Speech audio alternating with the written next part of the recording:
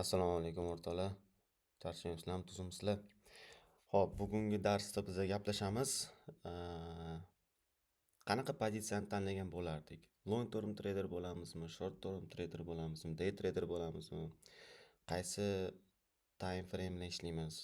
Qanaqa grafikni tahlil qilish kerak? O'sha xususida gaplashamiz. E'tibor bergan bo'lsanglar, o'sha dars bizda backgroundga, ya'ni fundamentalniy bilimlarni olishga ketdi, mohiyatini o'rgandik, smart moneyni funksiyalarini o'rgandik, общий biasni topishni o'rgandik, order flowni aniqlashni o'rgandik. Nisbatan qiyin bo'ldi, chunki o'zi murakkab mavzular, tegini olib qarasangiz, qiyin mavzular, chunki hamma fundament o'shandan boshlanadi. Ya'ni uyi fundamenti yaxshi qurilsa, u yoq qiyin bo'lmaydi. O'shaning uchun uchta mavzu bizda chuqurroq o'rgatilindi va mohiyatini anglash baribir qiyin bo'ladi. Lekin protsess davomida ko'rganingizdan keyin, xudo xohlasa, mohiyatini anglash osonlashadi. Hop, bugungi darsda bizni o'sha hozirgacha o'rgangan fundamentalniy bilimni endi qanaqa qilib texnik tomondan e, muhokama qilib, texnik tomonlama o'rganib, qanaqa qilib bu orqali pul topishni o'rganamiz endi. To'g'rimi? Endi ko'proq bizda urg'u executionga beriladi, ya'ni setup topish, model topish, stop loss to'g'ri qo'yish, risk reward aniqlash va take profitlarni, targetlarni joyiga qo'yib, короче, shu o'rgangan narsalarimizdan qanaqa qilib pul olib chiqib ketsak bo'ladi. O'sha haqida gaplashamiz. Xo'p. Time frame selection. Endi ko'p frazalar baribir ingliz tilida ketadi, chunki buni sizlar bilishinglar shart. Ertaga xalqaro trader bo'lsanglar yoki katta investor bilan ishlaganinglarda shunaqa frazalar kelganda sizlar dovdirab qolmaysizlar. Lekin o'zbek tilida manba juda kam. Trade sohasida yoki moliyaviy bozor sohasida o'zbek tilida manba juda kam. O'shaning uchun ingliz tilida ba'zi bir frazalar bor, uni men o'zbek tiliga tarjima qilsam juda ma'nosi o'zgarib ketyapti. Juda harakat qildim, lekin tarjima qila olmadim. O'shaning uchun shunda o'zini berdim. Time frame selection degani to'g'ri time frame tanlash. Hop. Oylik candle bizada nimani ko'rsatadi? Oylik candlega qarab, agar siz faqat oylik candle trade qilsangiz, siz position trader hisoblanasiz. Endi oramizda kimdadir juda katta bizneslar bo'lishi mumkin, kimdir juda oilaviy sharoitlari taqozosi bilan band bo'lishi mumkin, yoki kimdir ilm safarida bo'lishi mumkin, kimdir student bo'lishi mumkin. O'sha ma'noda hammani o'zini vaqti chegaralangan, to'g'rimi, trade'da. O'shaning uchun agar siz juda ham katta kapital bilan ishlasangiz va juda ham band inson bo'lsangiz, siz faqat oylik chartni ochib olasiz, o'sha trade qilsangiz bo'ladi. Bu o'ta shovqin bo'lmaydi. Setupga kirasiz, kutasiz. Bo'ldi, lekin orasi juda uzoq bo'ladi, lekin juda katta kapital bilan kirsa bo'ladi, chunki low risk deydi, riski juda kam bo'lgan time frame, oylik time frame hisoblanadi, chunki shovqin bo'lmaydi-da. Weekly chart bu swing trade'ga to'g'ri keladi. Masalan, kimdir swing trader bo'lmoqchi bo'lsa, oylik candle'ni analiz qiladi va weekly candle'da setupga kiradi. Va uni cho'zilishi taxminan 3 oy, 4 oy bo'ladi. 3 oy, 4 oy targetgacha kutishingiz mumkin. Ushlagan pozitsiyangizni bu ko'proq bu ham o'sha band insonlarga taalluqli. Endi daily chart. ICT aytadiki, daily chart eng effektivniy chart, datani analiz qilish uchun deydi. Nimaga? Chunki katta fondlar yoki bank leveldagi investorlar faqat shu daily chart bilan o'zlari analizlarini qurishadi va o'sha orqali paysasini terishadi, to'g'rimi? O'shaning uchun daily chart bu marketdagi paradigmani, marketdagi mukammal narx harakatini o'rganishda va smart money izlarini topishda daily chart bizda eng effektivniy chart deb aytadi ICT. Va ko'rsangiz analizlarda ham ko'proq daily chartni ko'rib tushunasiz. Nima bo'lyapti, qanaqa bo'lyapti.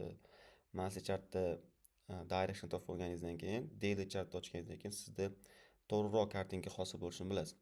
Daily chart orqali execution qilish bizda ko'proq short term trading deyiladi. Bunda targetgacha qancha ushlaysiz? Targetgacha bir 3 hafta, 4 hafta, ya'ni oylik candle ushlashga qaratilgan bo'ladi. 4 soatlik candle trade qilish bizda day trading hisoblanadi. Ya'ni ko'p fokus sizda 4 soatda bo'ladi va undan kamroq time framelarda bo'ladi. Bu bizda day trade bo'ladi. Day tradingning asosiy maqsadi bir kunlik expansionni ushlash. Bir kunlik harakatni ushlash hisoblanadi. Target kun davomida olinishi kerak. O'sha day trading deyiladi. Xo'p, chuqurroq yondashamiz. Endi setup model tanlash. Bizda 5 xil trader bor. Trend trader, swing trader, contrarian trader bor, short term trader bor va day trader bor. Trend trader nima? Trend trader boya aytganimizdek oylik candle bilan ishlaydi va haftalik candle bilan ishlaydi. U kunlik candlega ham tushmaydi, 4 soatliga ham, 1 soatliga ham tushib o'tirmaydi. Ular o'zlarining setaplarini oylik va haftalik chartda qidirishadi, topishadi. Masalan, kvartal boshida, yil boshida qaysidir interest rate'ga qarab kuchli yoki kuchsiz parani aniqlab, o'sha orqali juda ham uzoq muddatli trade ideya qilishganligi uchun ularda risk low risk bo'ladi, ya'ni risk kam bo'ladi, lekin reward katta bo'ladi. Lekin vaqt masalasi katta bo'ladi. Bunda masalan sizda $1 million kapitalingiz bo'lsa, siz baribir уже kichkina time frame bilan ishlay olmaysiz, chunki risk juda katta. Risk katta bo'lgani hisobiga siz ya'ni pulni o'lchovi katta-da. Depozit nisbatidan qarasangiz, masalan, $1 million dan 10% risk qilsangiz ham $100 ming bo'ladi. Adashdimmi? 10% $100 ming bo'ladi. Masalan, $100 ming bitta setupga tikayotganda siz 1 soatligiga, 4 soatligiga tushib o'tmaydi, chunki 4 soatlikda masalan setup qidirayotganingizda siz kunlikni, haftalikni, oylikni analiz qilishingiz kerak va bunda xatolikka yo'l qo'yishingiz mumkin. O'shaning uchun bu yerda xato qilishdan qochilish uchun haftalik va oylik candleda setup qidiriladi va bu to'g'ri bir tarafdan. Chunki haftalik va oylik candleda siz qarayotganingizda siz nimani ko'proq analiz qilishingiz mumkin? Kvartal analiz qilishingiz mumkin, bo'ldi. Ya'ni 3 ta dona diapazon. Bunda adashish nisbatan kamayadi. Ya'ni siz shovqindan yiroq bo'lasiz. Volatilniy tepaga pastga tushadigan marketdan uzoqroqda bo'lasizda, siz shovqinsiz ishlaysiz. Bunda sizda kapital juda katta bo'lishi kerak va o'shanga nisbatan risk rewardingiz masalan yil davomida 1 ga 4 ishlasangiz ham 10% risk qilsangiz 40% bo'ladi. $1 million kapitaldan 40% plus bu juda katta degani. Chunki juda katta investorlarning parametri 1 yilga 15% dan 20% gacha qo'yishadi o'zi. Kapital kattaligi hisobiga masalan $400 ming doxod bo'ladi bu yillik. Tushunasizmi? Bu yerda kapital depozitga qarab harakatlanadi. Endi contrarian trader degani market ekstremlarda retracement holatini trade qiladigan traderlar. Masalan, gold juda ham uchib ketyapti, keyin bunda retracement holatini ushlashga harakat qiladigan traderlar bor yoki dollar juda ham pastga tushib ketdi, dollardan keyin retracement holatini ushlaydiganlar bor. Bu o'sha masalan yoki NQ deganim Nasdaqda, S&P 500larda faqat o'suvchi trendda nisbatan. O'sha o'suvchi trendda ko'proq retracement holatlarida ishlaydigan traderlar bo'ladi. Masalan, yaxshi trader bor, Keyn degan rekord o'rnatdi. O'sha ham contrarian trader hisoblanadi. O'zi o'suvchi bo'lgan marketda har doim 10 AM dan keyin, ya'ni range 50 fozgacha short ishlaydigan trader. Xo'p, short term trader kim? Short term trader bizda haftalik range orqali oylik targetlarni trade qiladi. Short term trader bo'lganingizda sizda execution ko'proq 1 soatlikda bo'ladi, setupga kirish va sizda targetlar oylikgacha ushlanadi ko'proq. Short term traderga 4 soat, kimdir 4 soatlikda entry qiladi, kimdir 1 soatlikda. Bizda shaxsan 1 soatlikda entry qilamiz va stop lossimiz nisbatan kamroq va targetimiz ko'proq, risk rewardimiz kattaroq bo'ladi, lekin minimum 1 soatda entry qilamiz. Bizda short term traderimiz o'zi asosan short term traderlik qilamiz va swing traderlik. Day traderlik qilishimiz ham mumkin. Day traderda juda kam holatlarda. Lekin asosan swing va short term trader hisoblanamiz. Xo'p, day trader qanaqa ishlaydi desanglar, bular kunlik candle ichidagi range trade qiladi, sessiyadan sessiyagacha. Masalan, Asia range, London bizda, New York expansion bo'ldi. O'sha yerda OT dan kiradi. Stop loss o'sha Londondagi manipulation passida. Take profit kunlik candle yopilishigacha yoki qaysidir keyingi undan oldingi kunni high'igacha xuddi shunaqa ishlaniladi. Ya'ni bir kunlik diapazonda ishlash bu day traderlik hisoblanadi. Xo'p, keling bitta misolda ko'ramiz. Ya'ni hozir men bitta misol keltiraman va o'sha yerda qanaqa pozitsiyada ishlash mumkinligini ko'rsataman.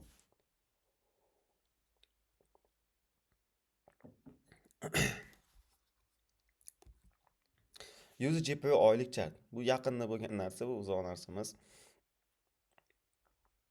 Sizga masalan 15 sekund vaqt nimani ko'rdingiz? Narxni keyingi harakat qayerga bo'lishi mumkin? Xohlasangiz videoni pauza qiling shu joyda va yaxshilab o'rganing, chizing, o'rganing. Narx keyingi 3 ta harakat qayerga bo'lishi mumkin? Xo'p, bilganingizdek, mana bu nuqtada bizda buy side liquidity hosil bo'ldi. Ya'ni o'tgan safar darslikda tushuntirdim. Har bitta qora candle uchun bizda yashil candle taqdim qilinishi shart. Bu yerda narx ma'lum bir kuchli zonaga keldi. Ya'ni mana bu yerga sell stoplar olindi. Sell stoplar olingandan keyin tabiiyki narx bizda buy side delivery ga harakat qiladi. Ya'ni uje sell programma tugadi, endi buy programma boshlandi. Xo'p. Mana bu nuqtada nima bo'lgan bizda? Bizda bu nuqtada smart moneyning juda katta sell orderlari bor. Smart money katta sell orderlariga qarab harakatlandi. Narx bu yerda smart money o'zini buy pozitsiyalarini yopib, sell pozitsiyasini ochadi. Xo'p, bu mana bu yerdagi sell stoplar olingandan keyin marketda torto'siq hosil bo'lgan. To'g'rimi? Pulse breakout bo'ldi, lekin ko'rsa tanasi tepada yopildi. Mana shu tanasi tepada yopilgani sizga signal. Chunki biz body bilan ishlaymiz-da ko'proq. Agar wick olib tursangiz, buni mana bu order blokdan qayt degan xulosaga ham kelishingiz mumkin. Katta institution leveldagi analizlar bo'layotganda biz ko'proq bodyga e'tibor beramiz, chunki wick bu retailga xos narsa. Bu yerda retail traderlarni katta stoplarni olishga harakat qilgan bo'lishi mumkin wick, lekin institutional taraflama, smart moneyni institutional taraflama order flowga qiziqayotgan bo'lsanglar, biz wickdan emas, bodyga qarab ko'proq analiz qilamiz. Va bu yerda ko'rayotgan bo'lsanglar, bizda mana shu sell stoplar, sell orderlar ko'p bo'lgan mana bu объемный candle. Bizda target zonamiz bo'lgan, sell stoplar olindi va narx buy side liquidity delivery ga qarab harakat qildi. Buy side delivery deganda har doim biz mana bu swing high'larni tushunmaymiz. Mana bu yerdagi market inefficiency, ya'ni marketdagi nomukammal narx sxemasiga harakat qilishi ham bizda buy side delivery deyiladi. Chunki mana bu yerda liquidity voidlar bor va bu yerda 3 ta qora candlega bironta yashil candle taqdim qilinmagan edi. Va narx yaxshi zonadan reaksiya olib, bizda o'sha mukammal narx harakatini hosil qildi va bizda mana bu harakat o'sha balanced price range deyiladi. Ya'ni balansga ega narx harakati hisoblanadi. Endi narx keyingi harakat qayerga bo'lishi mumkin? Hozir hamma narsani tugatdik. Sell stoplar olindi nisbatan. Bizda mana bu buy side delivery olindi. Narx yaxshi kuchli zonaga keldi. Ya'ni ko'p sell orderlar bo'lgan nuqtaga keldi. Narxning keyingi harakat qayerga bo'lishi mumkin? Nimaga ko'z tushdi? Mana bu yerda equal low'larni ko'rasizlar? Sell stoplarni. Ya'ni katta leveldagi banklarni, hedge fondlarni stop loss qayerda bo'lishi mumkin? Mana shu yerda body'da bo'ladi. Chunki ular body'dan entry qiladi-da. Masalan, qanaqa entry qiladi? Mana bu market yaxshi reaksiya oldi deb mana bu reaksiyasiga qaraydi, yopildi. Ochilish bilan entry qiladi va stop loss mana bu tilida. Stop loss o'sha stop loss nisbatan pastroqda bo'lgandan keyin market yurib mana bu candle yutib olgandan keyin stop loss tabiiyki ularda xavfsiz joyga qo'yilishga harakat qilinadi. Aytmoqchi bo'lganim, umumiy holatda stop loss mana shu body'da bo'ladi. Chunki wick bu retail uchun bo'lgan narsa, katta leveldagi banklar candlesticklarni body'si bilan, ya'ni tanasi bilan ishlaydi. Keyingi bizdagi narxdagi target bizda mana bu candledagi tanasidagi equal low'lar hisoblanadi. Bu o'zi bizda sell stoplar hisoblanadi. Ko'rib turishingiz mumkin. Narx keldi. Bizdagi mana bu opening price of OB deydi-yu, ana OB ning ochilish narxi bizda kuchli zona hisoblanadi va narx o'sha yerga keldi va yaxshilab e'tibor beringlar. Tanasiga e'tibor beringlar. Narx nima qildi? Mana bu weekly damage bo'ldi bizada, lekin tanasi pastga yopilgan. Ko'rasizlar? Mana shu bizada institutional sponsorship hisoblanadi. Biz tanasiga e'tibor beramiz. To'g'ri, mana bu narsaga biz ruxsat beramiz, ya'ni bunaqa shovqinga ruxsat beramiz. Shovqin bo'lishi tabiiy holat, lekin biz oylik kiyimlar yopilganda har doim uni tanasiga e'tibor beramiz. Ko'rasizlarmi, tanasi qanaqa hurmat qilgan.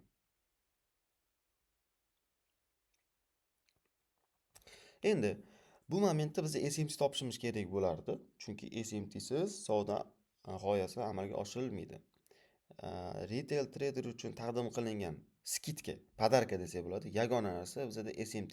Yana boshqa narsalar bor, lekin u juda katta data yig'ishi talab qiladi. Biz hozir SMT bilan ishlab turamiz.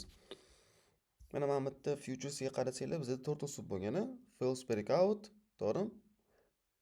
Buzib, tepasi tanasi bilan tepada yopilgan. Mana shu bizada bitta signal. Buzib, mana bu equalni va tanasi tepada yopilgan. Bu yerda bizada bu higher high yasalmadi. Bu degani SMT paydo bo'ldi va smart money bu yerda yana sell pozitsiyasini oshdi degan xulosaga kelishimiz mumkin. Futuresini qarasanglar lower low yasagan, USD JPY higher high yasolmagan. Ya'ni bizada SMT paydo bo'ldi. Va mana bu yerdagi sell stoplar bizada target zona hisoblanadi. Ochig'ini aytaman, buni biz yil boshida plan qildik. To'g'ri, bizning yondoshimiz sal boshqacharoq edi, lekin biz sell programmani kutayotdik. Qatnashdik ham yo'llarda, momentlari bo'ldi. Haliroq yana buni haqida gaplashamiz. Hop, monthly chart. Hozir bizi boya ko'rsatgan diapazon bor-ku, monthly chart, weekly chart, daily chart, 4 soatlik. O'sha ruknida ko'rib chiqamiz.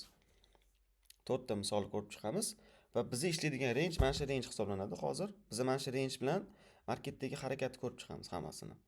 Hop, monthly chart. Monthly chartda mana ko'rayotgan bo'lsanglar, xuddi mana bu setup paydo bo'lishi uchun trader, masalan siz tradersiz, narx mana bu harakatni o'tkazdingiz. Narx tushib ketdi. Xo'p deysiz. Endi sizni keyingi qiziqadigan zonangiz qaysi bo'ladi? Mana bu yerdan sell kirish hisoblanadi, to'g'rimi? Chunki mana bu katta sell stoplar bor va siz o'ylayapsiz, market bizada yillik high yasadi deb o'yladingiz-da, mana sizda safe high hisoblandi. Masalan, siz monthly chartdan ideya qilyapsiz. Siz nima qilishingiz kerak? 1 2 3 4 5 6 oy kutishingiz kerak. Ya'ni 1 2 3 4 oylik setapni ushlab olish uchun siz 6 oy kutishingiz kerak bo'ladi. Bu monthly chartda. Shovqindan yiroq, lekin 6 oy kutish kerak. Lekin siz masalan bu taraflama o'ylasangiz, mana bu yerda 100 ming dollar tikdingiz, to'g'rimi? 1 million dollar boshqarasiz. 100 ming dollar tikdingiz, biriga 3 ishladingiz, 300 ming dollar bo'ladi. Necha oy ichida? 4 oy ichida. Necha oy kutdingiz? 6 oy kutdingiz. Ya'ni 1 yilda 30% risk bor. Buni ham tushunsa bo'ladi, bu logichniy. Ya'ni siz 1 yil ichida 300 ming dollar qo'yasiz, 1 million dollar kapital bilan. Logichniy. Lekin 6 oy kutasiz, 4 oy. 6 oy setup kutdingiz, 4 oy targetni kutasiz. Xuddi shu narsa. Ya'ni bu yerda vaqt masalasi. Ko'p vaqt talab qilinganligi uchun tabiiyki setuplar zarari kamroq bo'ladi. Ya'ni low risk bo'ladi ko'proq. Ya'ni va win rate yuqori bo'ladi tabiiyki. Chunki siz adashmaysiz-da. Ko'proq vaqt talab qiladi sizga analiz qilishingizga va sizda xato qilishga imkoniyat kamroq bo'ladi. Ya'ni xato qilishda sizda doira kam bo'lgancha siz kamroq xato qilasiz bu yerda. Swing trade setuplar diapazoni ko'proq 200 yoki 3000 pipsgacha bo'ladi. Bu harakat adashmasam 1200 pips edi. Xo'p, keyingisi mana weekly chart. Weekly chart fonida qarasangiz, nima bo'ldi? Weekly chart fonida biz o'rta muddatli swing harakat trade qilishimiz mumkin. Endi weekly chartda trade qilsangiz, siz yana 4 ta candle ko'payadi va trade setuplar paydo bo'lish nisbatan ko'p vaqt talab qiladi bunda ham.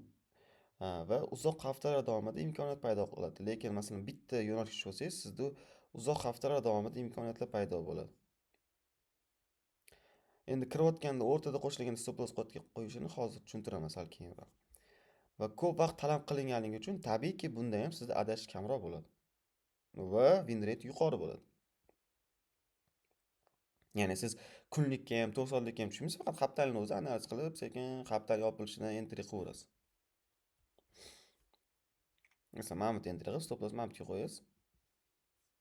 Mana bu entry qildingiz deylik. Mana bu zonani kutdingiz. Limit qo'ydingiz, stop loss mana bu yerda bo'ldi, masalan, birga 3 bo'lsa kerak adashmasam. Birga 3 ishladingiz. Qancha kutdingiz? 1, 2, 3, 4, 5, 6. 6 hafta kutdingiz. 6 hafta bizda 1 oyga teng. 1 oyu 15 kun masalan. Bunda 6 hafta kutgan bo'lsangiz, 1,5 oyda siz birga 3 ishladingiz, $10,000 riskovat qildingiz. Допустим, 100 million akkauntdan $30,000 foyda. 1 oy uchun $30,000 menimcha yaxshi. Endi men nimaga unaqa katta summalarni gapiryapman? Chunki bunaqa katta leveldagi chartda ishlash uchun ko'p vaqt talab qilingani uchun katta risk qilinadi. O'shaning uchun ham o'ylashinglar mumkin, shuncha kutaman, arziydimi yo'qmi deyishinglar mumkin, lekin bunda sizda aniqlik kattaroq bo'ladi, shovqin bo'lmaydi-da. Chunki siz weeklyda trade qilayotganingizda siz monthlyga qaraysiz, quarterga qaraysiz. Ikkita dona diapazon, ikkita dona diapazonga kelib tushgani uchun sizda tabiiyki xatoliklar kam bo'ladi. Va kattaroq risk qilsangiz, kattaroq akkaunt bilan ishlaganingizdan keyin tabiiyki siz kattaroq time frame bilan ishlashni boshlaysiz. Chunki $10,000 siz 5 minutlik chartda 20 pip stop lossga ishonishingiz qiyinroq bo'ladi. Ya'ni psixologik taraf bilan o'ylab ko'rishingiz kerak-da. Vaqt davomida ko'rasiz. Akkauntingiz kattalashgan sari siz chaosdan uzoqroq bo'lasiz, shovqindan uzoqroq bo'lishga harakat qilasiz. Lower time frame entry qilamiz degan treyderlarni kamroq ishlashni boshlaysiz. Lower time frame da entry qilamiz. Masalan, stop loss bizda 5 pips, risk reward qanaqa 7, 1ga 7, bizda 40 pips tushimiz degan treyderlarda ko'pincha $100,000 real pul bo'lmaydi-da, ular prop tishlaydi, yo'qotsa nima yo'qotadi? $400 yo'qotadi. Ertaga siz kattaroq investor bilan shartnoma tuzganingizda, masalan, допустим, $100,000 kapital gaplashganingizda, siz unga javob berasiz.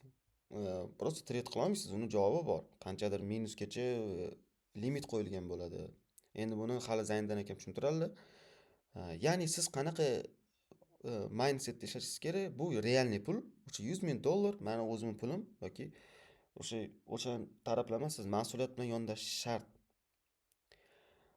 Oxirgi vaqtda biz ham masalan 1 soatlikdan pastga tushmaymiz. Qaraymiz, 1 soatlikdan pastda shovqin. Именно hozirgi market holatida. Va biz ko'proq swing trade va short term trade'ga fokus qaratamiz. Kunlik savdolar bo'lishi mumkin, alohida strategiyalar bor, no именно bizani fokusimiz short term и swing trade. Chunki kapital kattaligi hisobiga yoki sistema qurilayotgan hisobiga chaos, ya'ni shovqindan uzoqroq bo'lishimiz kerak. 5 minutlikni ochsangiz 100 ta trade opportunity ko'tar, ya'ni 100 ta trade imkoniyat ko'rasiz-da, bunday ochsangiz. Lekin xatolik ko'p bo'ladi. 1 soatlikni ochsangiz marketni fonini tushunasiz уже. 4 soatlikni ochsangiz shovqin kamayadi. Kunlikda siz точно bilasiz market qayerga yurayotganini. Haftalikda vashi oq qoraga ajraladi trade, ya'ni setaplar. Qilish kerak, qilmaslik kerak. O'zi haftalik fonda-da. O'sha ma'noda yaxshilab analiz qilishingiz shart. Siz o'zingizni tanishingiz shart. Nechta pul bilan ishlamoqchisiz? Nima qilmoqchisiz,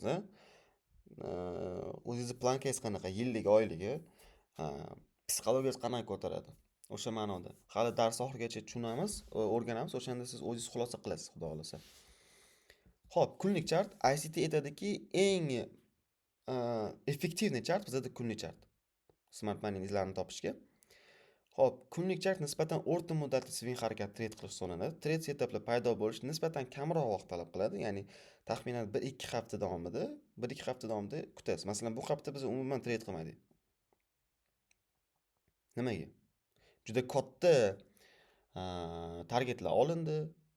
Yevropada bank holiday, ya'ni katta targetlar olingandan keyin nima qilishingiz kerak? Siz smart money siz uchun, trade qilishingiz uchun likvid hosil qilishini kutishingiz kerak. Gaplashgandagi smart money likvid hosil qiladi, purchase to liquidity, likvidni yechadi va likvidni yetkazib beradi. O'shaning uchun trader nima qiladi? Kutadi. 1-3 hafta davomida imkoniyatlar paydo bo'ladi. Ya'ni 1-3 hafta davomida kutishingiz mumkin.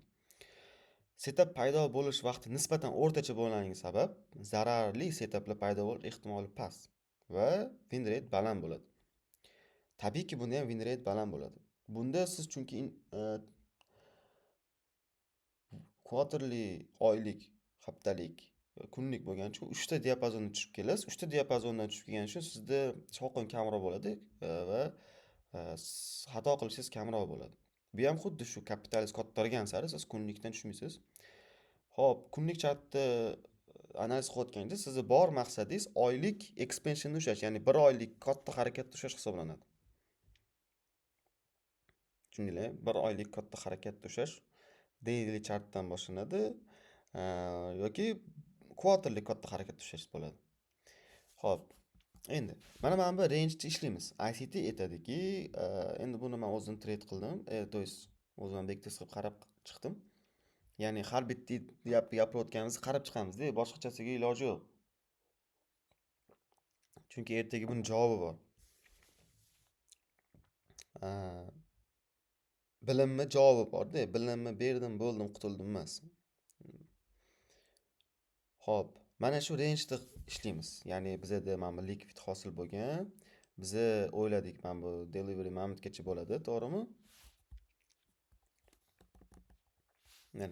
Mana bu range ishlayotganimizda biz bu rangega qaraymiz. Hozir men sizlarga chap taraf bilan ishlash tushuntiraman. Nimaga chap taraf bilan ishlashimiz kerak? O'shani tushuntiraman. Mana bu rangedan men Fibo tortdim. 25, 50, 75 urinlarni belgilab oldim.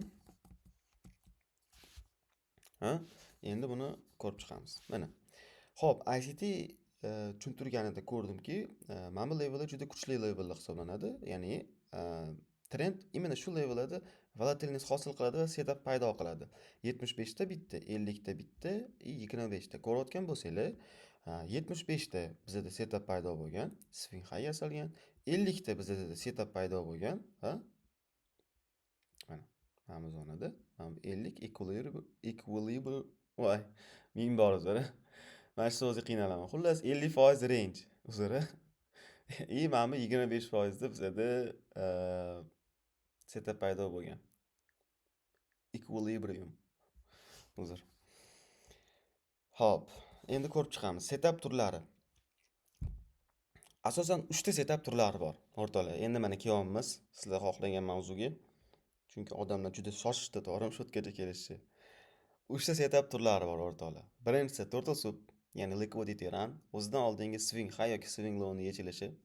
Ikkinchisi order block, ya'ni marketda smart money kirgan zonalarga narx qaytgandan keyin o'sha yerdan yana pozitsiya qo'shishini bilgan holda o'sha yerdan siz ham ishtirok etishingiz bu order block hisoblanadi. Va liquidity void. Liquidity void bizda o'sha trade qilinmagan qora candle'larga balans qilish uchun chiqqan yashil candle'lardan ideya qilish. Agar short order flowda bizda o'sha qora candle ochiq qolib ketadi, o'sha yerga yashil candle taqdim qilinishi bizda liquidity void to'ldirilishi deyiladi. Bu esa mukammal narx sxemasi. Efficient price delivery, balanced price range deyiladi. O'shaning uchun ko'rib chiqamiz hozir har bittasini. Men shaxsan nimani trade qilaman desangiz, men birinchisini tanlaganman.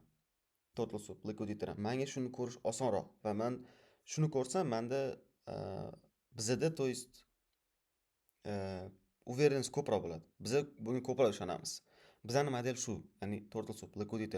Birinchi ko'rasizlar, qanaqa total soup trade, bitta total soup trade qilishim uchun men nimalardan tushib kelyapman. Oylikda order flowni aniqladim, quarterda vaqtini aniqladim, levellarni chizib oldim. Endi setup qidiryapman. Tushunyapsizmi siz qanaqa sistemadan o'tib kelyapsiz? Xuddi shunaqa, masalan, CRT Outlook'ga siz tashlasangiz сделка, zo'r uchidan kirilgan boshqa yoki yaxshi trade qilingan katta pips, yaxshi diapazon ushalgan, lekin uni orqasida 1-3 haftalab tayyorgarlik bo'ladi-da, o'sha bitta setup ushlash uchun. 3 haftalab tayyorgarlik ko'riladi mana shu kvartaldan tushib, oylikdan tushib, haftalikni tushunib olib, leveldan chizib olib, kutib, stop losslarni to'g'ri qo'yib, setupni poylab, mana shunaqa momentlari bor. Endi buni ko'pchilik ko'rmaydi, lekin men o'sha sistemani sizga ko'rsatyapman. Mana shu sistema, короче. Mana shu sistemada ishlash kerak. Bu bizda sinagan sistema. Xohlasangiz o'zgartiring. Yoqmasa boshqa qatdandir o'zgartiring, lekin bu biz uchun universal sistema. Men bundan boshqa sistemaga ishonmayman.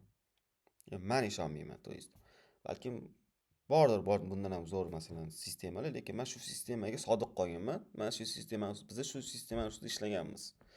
mehnat qilganmiz. Bizlarning maqsad sizga sistema ko'rsatish bo'ldi. Mana shu sistema o'rtoqlar.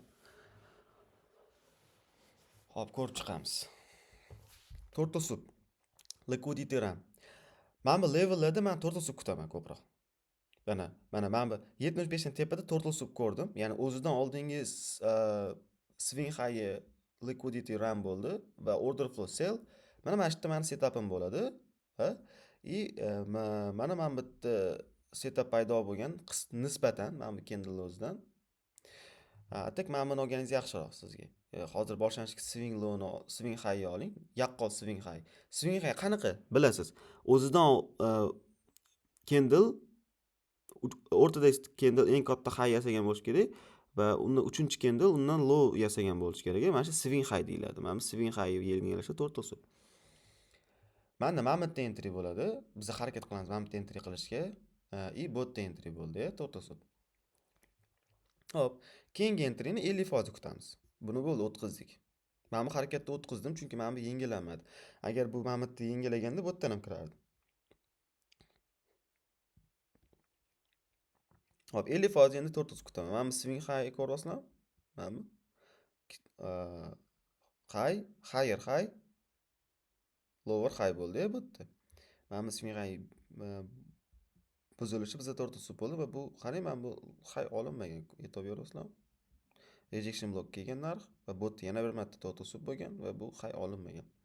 Bu yerda kirganda men stop lossim mana bu yerda bo'ladi. Katta ehtimol, lekin men uverin 1 ga 2 olib chiqib ketaman. Xohlasam 20% risk qilsam 1 ga 2 olib chiqsam 40% depozitdan plus bo'ladi.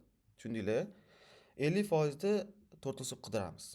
Qidirdik, topdik. 2 marta bir bu yerda bitta, ikkita, uchta setup bo'ldi.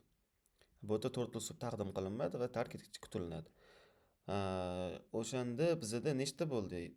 Bu yerda bitta bo'ldi, ikkita, uchta setup bo'ldi. Order block. Order block qanaqa aniqlaysiz? Order blockda ko'pincha tanasi bilan buzib o'tishni aniqlaysiz-da. Mana bu yerda tanasi bilan buzib o'tdi, MSS berdi. Daily MSSlar bizda aktual har doim o'rtoqlar. Daily MSS bo'ldi degani market strukturasi o'zgardi degani. Bu 5 minutlik fake breakout emas.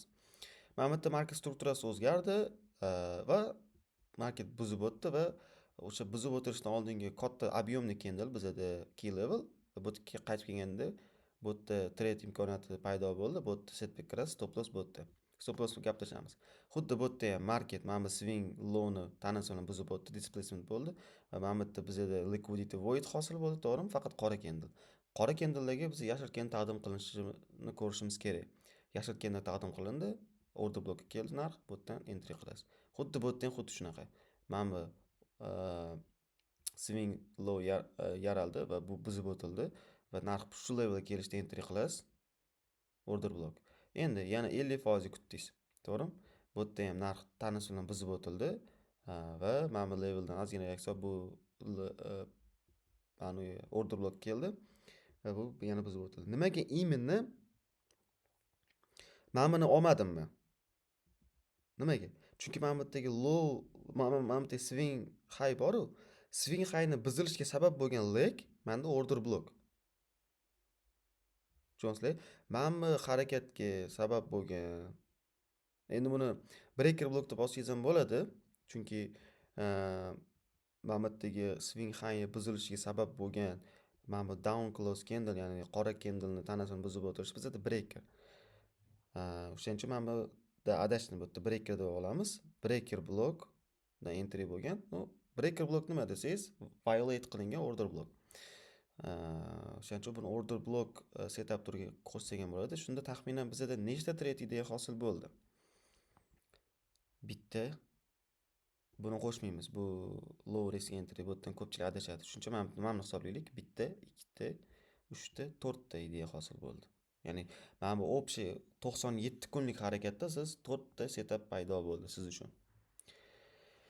Har bittasiga taxminan 10% dan risk qildingiz. Keyin yoni matematika qilib olasiz. Liquidity void. Men ko'rsatganim liquidity void MSS ko'rganingizdan keyin, ya'ni market strukturasi buzilib o'tgandan keyin hosil bo'lgan qora candle'larga yashil candle taqdim qilinishi va mukammal narx sxemasini yasashi bizda liquidity void hisoblanadi o'rtoqlar. Mana bu yerdagi MSS ko'rdik, market agressivni buzib o'tdi va bu yerda ikkita qora candle hosil qildi. Market nima qilish kerak? Har doim bilasizlar, qora candlega yashil candle taqdim qilinishi shart. Mana bu yerda yashil candle taqdim qilindi va market yana pastga qarab harakatlandi. Bu yerda ham xuddi shunaqa mana bu MSS ko'rdik, qora candlelar paydo bo'ldi va bunga market yashil candle taqdim qildi. Mana bu yerdagi ochiq, ya'ni bu yerda qaranglar.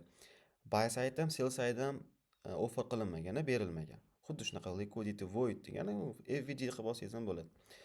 Xo'p, bizda imbalans hosil bo'ldi, market buni to'ldirdi va pastga tushib ketdi. Ko'rasizlar, narx har doim bizda mukammal narx sxemasini hosil qilib pastga tushib ketyapti. Kimdirlar buni yaxshi ko'radi. Kimdirlar liquidity void bilan yaxshi ishlaydi. Mana bu MSS ko'rdik. Qora candle'ga yashil candle taqdim qilindi, lekin mana bu hay olinmadi yoki bu SMT bo'luvdi adashmasam. Xo'p, keyin yana ko'rsam 50% har doim bizda bitta volatilность hosil bo'lyapti. Tepada hosil bo'lyapti 75 ta va 50 da. Xo'p, 25 ta nima bo'ldi? 25 bizda tez bo'lish kerak har doim. 50 dan pastida tez harakat hosil bo'lish kerak. Tez kuttirmasdan tushib ketadi ko'pincha. MSS hosil bo'ldi va bizda qora candle paydo bo'ldi, massivniy, va bu yerda buy side ham sell side ham taklif qilinmagan edi. O'shaning uchun bu botga qarab harakatlandi va mana bu yerdagi liquidity voidni yopdi va mukammal narx harakatini hosil qildi va bu yerda smart money yana sell pozitsiya ochgan va narx bizda targetga qarab harakatlangan. Mana bu yerda equal low ni olsangiz ham bo'ladi, tanasini hisoblasangiz equal low ni olsangiz bo'ladi. O'sha monthly fonda bizda tanadagi equal low'li target bo'lgan edi. Mana bu yerda narx yetib keldi. Ya'ni 2025-yil yanvar boshidan ideya qilinib, aprelgacha narx o'zini harakatini davom etdi. Butun shovqinni yig'ishtirib, Euro USD, funt sterlingdan voz kechib, faqat shu parada fokus qaratib, kattaroq risk bilan ishlaganingizda yaxshigina soqqa bo'lardi, masalan, bu ham. Imенно biz shu narsani ustida ishlayapmiz. Bitta nima desam, quarterly bitta yaxshi expansion ushlab olasiz, order flow tushunib olasiz, bilib olasiz shu target zonani. SMR hosil bo'ldi, ya'ni 4 bo'ldi, smart money hozir kirdi. Bu chotki bilib oldingiz, bo'ldi. Butun kapital riskini o'shanga qilib to'g'rilaverasiz. Mana shu levellarni bilib oldingiz, range aniqlab oldingiz. Mana bu yerda men range aniqlab oldim, mana bu yerda range aniqlab oldim. 75, 25, 75, 50, 25 levellarni chizib oldim, Bo'ldi, mana shunga bo'ldi, ideya qilishni boshlayman. Xo'p, mana bu yerda bitta qatnashaman. 10% risk. Bu yerda bitta qatnashaman, masalan 20% risk, chunki buni riskini bunga o'lab ketaveraman-da. Bu yerda qatnashaman 30% risk, chunki nisbatan mana bu baland. Bu yerda qatnashaman. Bu yerda уже menda masalan 40% risk, kattaroq risk qildim, chunki уже menda ideya o'xshashni boshlayapti, 50 dan pastga tushdi. Bo'ldi. Bu yerda endi kichkinaroq risk qilinadi, chunki bu уже 50 dan pastida, chunki OTga ketib qolish mumkin-da. Har bittasini stop lossini surib kelaman. Bu yerda kirgan, bu yerda suraman, bu yerda kirgan, bu yerda suraman, bu yerda kirgan, bu yerga suraman, mana shuna qilib yopaman. Va men общий hisobda har doim plyusda bo'laman. Xuddi shu narsani backtest qilib ko'ringlar. Tushundinglar? Risk ulab ketasiz. Buni hali risk management darsida gaplashamiz. Именно mana shu harakatda o'zin siz kamida 200% plyusda chiqib ketishingiz mumkin-da. Qancha kutdingiz? 3 oy kutdingiz. Siz 5 minutlik o'tib qarab kutib o'tirmayapsiz, qiynalib sessiyada. Siz kunlikka o'zida jigarini sug'uryapsiz-da, marketni qo'pol qilib aytganda. Tushundinglar? Mana shunaqa holat har bitta kvartalda kamida ikkita parada bo'ladi. Просто uni topib olish kerak. Yaxshi analiz qilasiz, yaxshi 2 hafta tayyorlanasiz, hamma datalarni ko'rib chiqasiz, interest rate, hammasini fundamental tomonlama zo'r qilib olasiz, SMR yasalishini kutasiz, bo'ldi. Taqir-tuqir bosib ketaverasiz. Endi prop bunga menimcha bilmadim, propda qanaqa bo'ladi? Riski juda katta bo'ladi-da, bu yerda 5%, 1%, 1% risk qilsangiz bu sizga pista bochadi, sizga yoqmaydi bunaqa narsa. Lekin siz kunlik fonda ishlayotganingiz uchun sizda xato qilish ehtimoli kamayadi va bunda siz kattaroq risk qilasiz depozitda. Va ulab ketasiz. Xuddi shu narsaga e'tibor beringlar o'rtoqlar. Ana 5 minutlikda mana bu order blokiga keladimi, 75 to'g'irlandimi yoki ani mana bu bizda ishlab bergan IFBga keladi, shu yerdan kiramiz, jigarani sug'uramiz o'rtoqlar, bizda day traderimiz deyishi mumkin. Kimgadir bu yoqadi, lekin menga mana bunaqa narsa yoqadi. Men raqamlar bilan ishlayman, masalan. Biza raqamlar bilan ishlaymiz. Bizda отчет berilishi kerak. Raqamlar bilan ishlaganingiz uchun jigarni sug'urish kerak-da, kattaroq risk qilinadi, bo'ldi. Bu yerda yaxshi risk qilinadi, yaxshi bu yerda analiz qilinadi va kiriladi bozorda. 4 ta setup paydo bo'lyapti o'rtoqlar. 10% dan risk qiling. Depoziti sizni masalan $10,000 bo'lsin, har bittasiga $1,000 dan risk qilyapsiz o'rtoqlar. Endi bu yerda $1,000 dan risk qilyapsiz, lekin hozir matematikasini ham ko'rsataman. Masalan, taxminan 200% risk bo'lyapti. Bu $10,000 dan qancha bo'ladi 200%? 2 marta ko'payyapti-da. Bu $20,000 bo'ladi. $10,000 $20,000, sizda depozitda hozir $30,000 bo'ladi. $30,000 bo'lyapti 3 oy ichida. $20,000 3 oy ichida pul qildingiz. Hech qanaqa shovqinsiz, boshqasiz, bemalol hayotdan zavqlanib, mana bu yerda kirib oldingiz, stop-lossga qo'ydingiz. Mana bu yerda kirib oldingiz, stop-lossga qo'ydingiz. Bo'ldi, 50 ni kutasiz endi. Mana o'tkazib oldingiz. 50 ni mana bu yerdagi stop-lossingizni bu buzilgandan keyin mana bu yerga qo'yib qo'ydingiz. Bo'ldi, siz riskdan xolisiz. Hayotingizdan zavqlanasiz-da endi u yog'iga. Boshqa bizneslarni qaraysiz yoki boshqa nimadirlarni qaraysiz. Yoki hayotingizda boshqa narsa borda, oilaga e'tibor berasiz yoki sayohat qilasiz. Bo'ldi, 50% kutganda yana yaxshilab qarab o'tirasiz. Yaxshilab kuzatasiz bu kunlarni. Mana bu yerda yana bir marta kirib oldingiz, stop-loss botga qo'ydingiz, swing highlardan kirib oldingiz-da, botga qo'ydingiz, keyin buzilishini kutasiz. Mana bu yerda buzilgandan keyin bo'ldi, botdagi hamma stop-losslarni mana bu yerga surib qo'yasiz. Bo'ldi, siz vashshi riskdan xolisiz. Siz uje mana bu yergacha kelgancha ham siz uje $10,000 dan 6,000 7,000 turibdi-da. Tushunasiz, uje normalniy holat bo'lyapti. Uje siz 70% plyusda bo'lyapsiz. Mana bu yerda ham bitta yana kirdingiz, stop-loss mana bu yerga qo'yib qo'ydingiz. Bo'ldi, qancha kutdingiz keyin?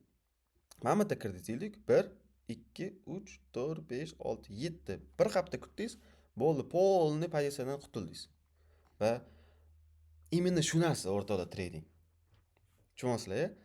Analiz qildingiz, tayyorlandingiz, yaxshilab position build qildingiz, riskni zo'r boshqardingiz, stop-losslarni momentida surib, cho'tki qilib, pozitsiyani manage qildingiz va 170% olib chiqib ketdingiz. Necha kunda? 90 kunda. Adashish ehtimoli kam, chunki siz kunlikda ishlayapsiz. Endi buni men sizga qiling demayman. Bu bir usul. Men sizlarni ko'zinglarni ochmoqchiman. To есть, bunaqa narsa ham bor ekan, bunaqa qilsa ham bo'lar ekan. Chunki raqamlar bilan ishlaganingizda har doim sizda kartinka hosil bo'ladi, o'rtoqlar. Hali buni matematikasini qilamiz. Xo'p. Swing trade'da bizda umumiy 4 ta imkoniyat hosil bo'ldi. Endi stop lossni qayerga qo'yamiz? Stop lossni qanaqa qo'yamiz? Stop lossni qo'yayotganda mana 50% ga e'tibor beramiz. 50% tepasidagi swing high'da qarayotganimizda biz har doim stop lossni undan o'sha high'gacha bo'lgan 40 kunning ichidagi high'ga qo'yamiz. Mana bu yerda masalan men kirdim, допустим, mana bu yerda kirmoqchiman men. Liquidity voiddan, mana bu FVG'dan. Bu yerdan kirmoqchi bo'lganimda men qarayman, 40 kun orqaga o'taman, sanayman. 1 2 3 4 5 6 7 8 9 10 11 12 13 14 15 16 17 18 19 20. Xullas men 40 kun sanadim. Men bu o'zi anonsi bor, sanasangiz bo'ladi. Men bu yerdan 40 kun sanadim, 40 kun ichidagi high'ga qo'yaman. Mana bu yerga qo'yaman. To'g'rimi? Mana bu yerga qo'yaman. Endi mana bu yerga kirmoqchiman. Nimadan? Masalan, допустим, order blokdan kirdim. Mana bu high'da. Hop, buni stop lossini qayerga qo'yaman? 40 kun sanayman. Bu shu harakat boshlangandan boshlab 40 kun orqaga sanayman va o'shandagi swing high'ga qo'yaman. Mana bu nuqtaga. Bot. Ko'rdinglar? To'xtang. Buni stop lossi mana bu yerda bot, chunki men 40 kunni bundoq chizsam, mana bu yerda bot buni stop lossi. Endi bu buzildi. Mana bu yerga kirmoqchiman men. 40 kun qarayman orqaga. 40 kun ichida mana bu botdi. Men 40 kun ichidagi high. Mana bu high bizda botdi. Mana shu yerga qo'ydim. Botga kirsam. Endi botdan kiryapman. Endi biz 50% pastdamiz. 50% pastga tushganingizda siz kirgan swing high'dan sanaysiz 20 kun orqaga. 20 kun orqaga sanaganimda mendagi swing eng baland swing high mana bu botdi va men stop lossim mana bu yerda bo'lar ekan. Ko'rdinglar? Shunda men 4 ta paysiz stop loss shunga qarab qo'yasiz. Endi yaxshilab e'tibor beringlar o'rtoqlar. Mana pozitsiyalar. Botdan kirdim. SMT bo'lgani uchun invalid zona menda o'sha high va o'sha high'ga qo'ydim. 1. Botdan kirdim, stop lossim mana bu yerda 40 kunda. Botdan kirdim, stop lossim 40 kunlikda. Botdan kirdim, stop lossim 40 kunlikda. Botdan kirdim, mana bu oxirgi сделкаga kirdim, stop lossim 20 kunlikda bo'ldi.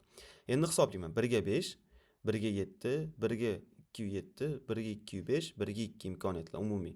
Har bittasiga taxminan 10% risk qilsangiz, akkaunt 197 kun ichida 170% ga oshardi. Bu degani, agar sizda 10 ming balans bo'lsa, u 27 ming bo'lardi. 100 ming balans bo'lsa, 270 ming bo'lardi. O'rtoqlar, 3 oy.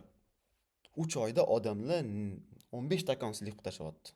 Siz 3 oyda kutib olsiz, sabr qilasiz, 10 mingni 27 ming qilasiz. 1000 dollarni 2700 qilasiz. Ha? 2700 dollar 3 oy ichida 900 dollardan. Bitta normalniy oylik.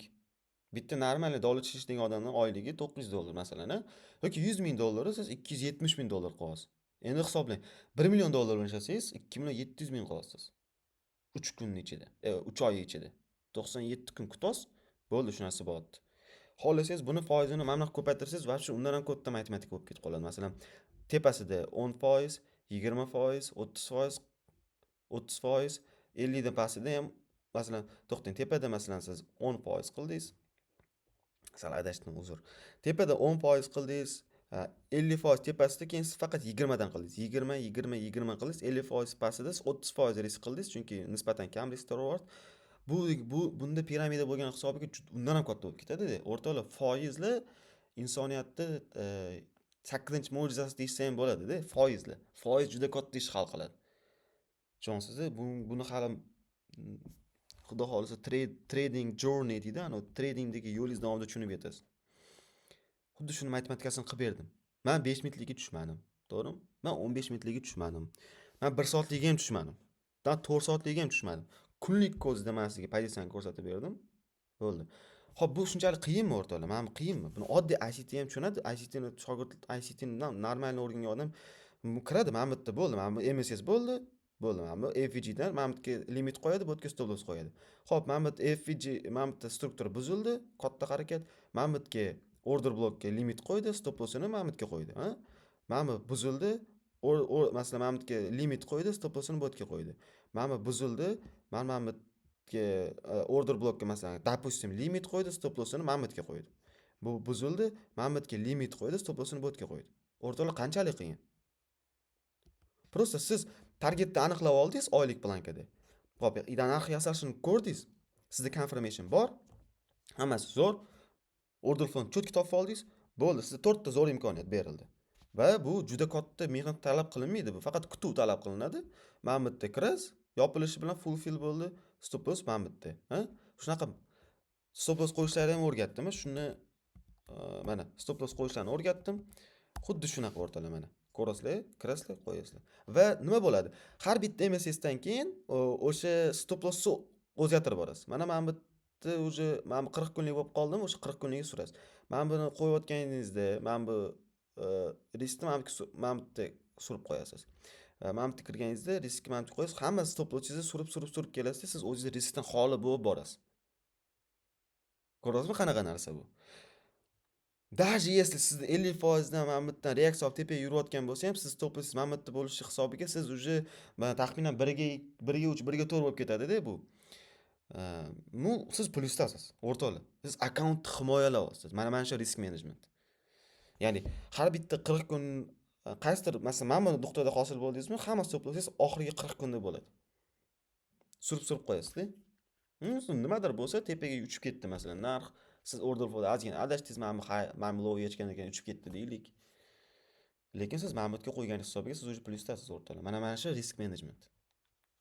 Ertaga katta summalar bilan ishlasangiz, inshaalloh, investorlar bilan mana shu narsa sizni qutqaradi har doim. Misol, bu komandadan, bizada komandada shunaqa ideya bo'lgan va shunaqa stop, то есть bu yerda aytishinglar mumkin, bu yerda kirdingiz bunaqa, lekin stop loss nisbatan katta bo'lgan. Bu keyinchalik mana bu high low buzilgandan keyin stop loss bezi bitga qo'yilgan. Bu yerda to'g'ri xatolik bo'lgan. Buni ustida hozir ishlaymiz. Bu yillar boshida qilingan analizda hozir sistemani o'zgartirdik. O'shaning uchun вроде aytayotgan narsamda ishtirok etganmiz. Agar bu yerda bizda сделка bo'lmagan edi, men bu tanlamasdim buni. Chunki buni kuzatganmiz-da, biz tanamizdan o'tgan. O'shaning uchun menga birinchidan tushuntirishga oson, ikkinchidan bilaman bu yerda nima bo'lganlarini. Xuddi shunaqa. Ya'ni bizda bitta сделка bor. Bu сделка bormi? Demak, treyderga gapi ishonish kerak. сделка yo'qmi? Bo'ldi, undan voz keching. Xo'p, mana bu yerda bizda SMT bo'lgan, yenani parasi bilan SMT bo'lgani uchun bu yerdan ideya qilingan. O'shaning uchun bu yerda narx, bu yerda targovli ideya bo'lgan.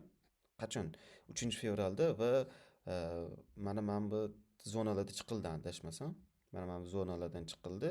Necha kun kutildi? 1, 2, 3, 4, 5, 6, 7, 8, 9, 10, 11, 12, 13, 14, 15, 16, 17, 18, 19, 20, 21, 22, 23, 24, 25, 26 kun. 26 kun kutilgan ekan. Bir oyga normalniy. Bir oyga normalniy. Xo'p, endi short term trading haqida gaplashamiz. Endi bu yerda men buni yopdim, sizlarga to'liq tushuntirdim. Tushunib oldinglar hammasini, menimcha imkoniyatlar qanaqa bo'lishini, stop losslar qanaqa surilib olishini tushunib oldinglar. Buni yaxshi tushuntirdim. Endi biz mana bu trade'ga qaraymiz. Bu short term trading hisoblanadi. Short term trading nima? Short term tradingda siz oylik expansion uchasiz. Bir oylik katta candle ushlash bizda short term trader hisoblanadi. Va buni uzunligi bir haftadan 3 haftagacha bo'lishi mumkin. Ya'ni buni davomiyligi 3 haftagacha kutishingiz mumkin. Bu short term traderlik hisoblanadi. Xo'p, short term traderlik bo'lganda, bu yerda Zayndan akam zilkalari bu ideya qilingan qanaqa? Mana bu yerdagi liquidity voiddan ideya qilingan. Mana tanasi pastda o'zi tepada yopilgandan keyin mana bu haftada ishtirok etilgan. Haftalik expansionni ushlaganmiz. Bu yerda mana bu yerda opening pricedan pastida kirilgan o'zi marketga. Mana ko'rasizlar, 13-da mana buni pastida srazi marketga kirilgan. Точно eslayman, dushanba kuni 17:00 da kirilgan edi-da. Xuddi shunaqa. Xo'p, bu short term trader hisoblanadi. Dushanba emas, dushanbamidi yo juma kuni 17:00 dami kirilgan edi adashmasam. Yo'q, chartdan mana bu yerda sizlarda narx bor, podskaska o'sha yerda narxdan qarab ko'rsanglar bo'ladi. Ancha chuqurlashmadim, просто misol tariqasida keltirdim. Mana bu expansion ushlalgan, mana shu short term traderlik. Endi bizda day traderlik, daily expansion ushlash hisoblanadi. Siz uzoq muddatga ideya qilmaysiz, siz просто kunlik volatilностьda qatnashasiz. Bu yerda ham mana bu yerdan buy ishlangan, qatgacha PDRgacha, mana bu yerdagi liquid zonagacha ishlangan. Keyin bu yerdan sell ishlangan. Qatgacha? Mana bu nuqtagacha ishlatilgan. Bitta yaxshi mana bu yerdagi liquidlarni yetgan tushish uchun ideya qilinib, soat 9 da ideya qilingan. Mana 9 chizib qo'yganman. Mana shu nuqtaga mana bu yerda kirilgan, stop loss bu yerda va target mana bu nuqtada bo'lgan. Shu bilan endi bular bu yerdan fix qilganlik bu yerga tushganida adashmasam, mana bu nuqtada chiqilgan. Mana bu day trading hisoblanadi. Ya'ni siz kunlik expansionda ishtirok etasiz.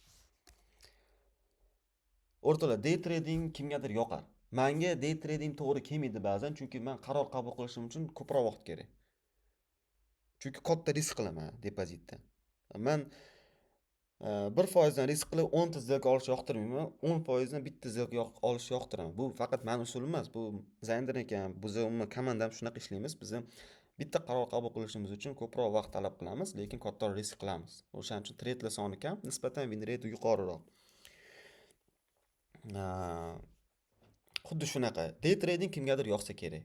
Kimdir masalan qanaqa treyderlarga day trading to'g'ri keladi, qanaqa tez qaror qabul qiladigan va riskka juda ham sabrli bo'lgan insonlarga, ya'ni riskka immuniteti kuchli bo'lgan insonlarga day trading to'g'ri kelsa kerak. Tez qaror qabul qiladi, tez zilkadan chiqadi, bo'ldi. Va buy-sini tezroq o'zgartiradiganlar bo'ladi-yu, o'shalarga day trading to'g'ri kelishi mumkin. Bizning aytsamiz short term trading va swing trading hisoblanadi. Xuddi shunaqa. Mana buni nima qilamiz? Mana buni ushlab olamiz-da biz. Mana buni bilib olamiz-da hammasini. Tushunib olamiz-ku. Bo'l o'sha yerdan jigarini sug'uraverasiz. Sekin ideya qilib, shu yerdan jigarini sug'uraverasiz. Mana shu bizda swing va short term trading hisoblanadi o'rtoqlar. To'g'ri, bu yerda ko'proq butterfly mode deyiladi, nima desam. Kichkina time frame da entry qilib katta risk reward bo'lishi mumkin 1 ga 30, lekin bu hozir maslahat berilmaydi, chunki bu juda qiyin. Ko'p setaplarni o'tkazib yuborasiz. Unaqa qilmang. Risk rewardga e'tibor bering va onasini emsin bir 30% risk qiling, o'sha bitta 1 ga 2 ga 60% olib chiqib keting. Tushunyapsizmi? Siz uverin bo'lsangiz bo'ldi. Lekin 5 pipsga siz $30,000 risk qila olmaysiz, chunki $30,000 olsangiz, shuna shiplikka bitta tushishiga siz stop loss olish mumkin-da. Tushunyapsizmi? Bu $30,000 risk qilayotganingiz sizda risk qilishdan oldingi proses juda uzoq bo'ladi. Day tradingni qilayotganingizda siz sama saboy bu yerda kam risk qiladi odamlar. Sammasa boy bu yerda risk kam bo'ladi. Chunki tez qaror qabul qilish kerak, targetdan tez o'zgartiradi, bias tez o'zgartiradi, tepaga ham, pastga ham ushlashga harakat qiladi. 8 ta diapazonni tushib kelish kerak. Unaqa qilmaydi-da, bular ko'rgan ko'zga ko'ringan likvidga hujum qilaveradi, xoh buni plan qilmasdan. Bu day trading o'rtoqlar. Kimgadir to'g'ri keladi. Prop tishlayotganda day trading qilishadi ko'pincha, chunki swap masalalari, boshqa masalalari bor, prop azab ketadigan joylari ko'p. Lekin propda ham short term trading qilsangiz bo'ladi. Просто prop challenge-ni o'ziga juda ko'p vaqt ketib qoladi short term qilayotganingizda. Keyin ular 5% gacha drawdown taklif qilgani bu to'g'ri kelmaydi. Buni hali yana gaplashamiz. O'shaning uchun biz ko'proq propda ishlamaymiz o'rtoqlar, real ishlaymiz, chunki katta risk qilinadi. Bu sahna ortidagi bu gaplarni ko'pchilik ko'rmaydi-da. O'shaning uchun. Xo'p, endi xulosa. Position trading bizda 6 oylik yoki yillik expansion ushlash hisoblanadi. Ya'ni targetgacha 6 oy kutasiz yoki yil kutasiz. Bu oylik candleda trade qilasiz. Swing trading bizda quarterly expansion yoki 1-2 oylik candle target qilinadi. Ya'ni quarter, undan oldingi quarter target qilasiz ko'pincha. Endi short term trading bizda oylik expansion ushlash, davomiyligi bir haftadan 3 haftagacha bo'ladi. Siz oylik candle'ni ushlaysiz. Ya'ni oylik candle pastida kirasiz, oylik candle yopilganda chiqasiz. Opening, power of 3 aytganlaridek, oylik candle ochildi, pastda manipulation ko'rdi, kirdingiz. Keyin oylik candle yopildi, yopilgan joyda chiqasiz. Day trading bizda kunlik expansion sessionlar target qilinadi. Masalan, Aziya range, London manipulation, New York buzib o'tdi va OT dan keldi, narx kirdi, stop losses Londonni pastida, targetingiz oldin candle high'ida yoki low'ida masalan. Xuddi shunaqa. Endi o'rtalar, bu yerda bitta kruchok moment bor. Position, swing, short term trade qilayotganingizda sizni asosiy maqsadingiz distribution bo'layotgan fazani ushlash. Ya'ni siz manipulation'ni o'tkazasiz. Chunki shunaqa momentda bo'ladi, ikkita quarter 6 oy davomida uzoq range'da bo'lishi mumkin narx. Siz unaqa momentda boshqa assetlarga qaraysiz. Assetlar ko'pi bizda, boshqa paralarga qaraysiz. Shunaqa para tanlashingiz kerak. Uje manipulation sodir bo'ldi va undan oldingi quarterdagi high yoki low target qilyapsiz, keyin siz distributionda qatnashasiz. Distribution degani uje manipulation hosil bo'ldi, to'rtasi bo'ldi, hamma shovqin o'tib ketdi, market razворот berdi. Bo'ldi, endi faqat delivery qilish kerak, narxni uje yetkazib berish kerak likvidni. O'sha momentda qatnashasiz. Siz mana manipulationda qatnashmaysiz. Bu yerda adashmasam 6-darsda data range haqida gaplashamiz. O'sha yerda men tushuntiraman. Ya'ni biz expansionni qatnashishimiz shart. Oylik candleda ham, haftalik fonda ham farqi yo'q. Manipulationda qatnashmaymiz. Ya'ni narx o'zining ishini qilsin, hammasini qilsin, razворот yasasin. Biz buni xulosa qilib oldik razворот bo'lishiga. Biz bunga uverenmiz. Bo'ldi, endi distributionni targetgacha ishlaymiz. Xuddi mana shu narsada e'tiborli bo'lasizlar o'rtoqlar. Siz accumulationda kirmaysiz. Siz faqat expansionda kirasiz. Tushundingizmi? Xo'p, endi uyga vazifa bizda har bir trade setupga swing, short term va day tradingga 5 tadan misol topasiz. 5 tadan misol. Va qaysi biri sizga qulayligini aniqlab oling.